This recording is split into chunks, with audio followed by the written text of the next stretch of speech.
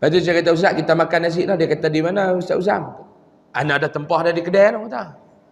Kedai tu Ustaz, dia baru buka Ustaz tu, dia punya masakan sedap Ustaz, kita pergi makan tu. Anak tempah, beli dah dengan udang, beli dah dengan sotong, pergi dia masak. Sampai di kedai kita, dah siap dah hayak semua. Dia tanya pula, dia kata, Ustaz Uzam, yang duk masak tu semayang tak? Kita bukan nak picek meter tu belum, hang bayang tak ni? Dia kata ni sayok-sayok ni apa yang Melayu ke yang Cina? Oh, tak cek pula Ustaz. Ni makanan yang duk main hantar dekat dia ni, lori-lori ni, dia beli ni ada riba ke tak? Lagi tak cek lah, nak pergi cek lori kawan tu pula.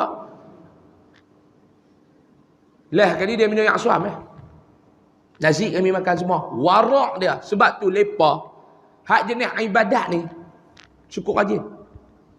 Pegang biji tasbih ni, tarik daripada KL sampai Kedah, tak lena. Kita pula naik kereta lena daripada Kedah sampai KL, biji tasbih tak nak tarik.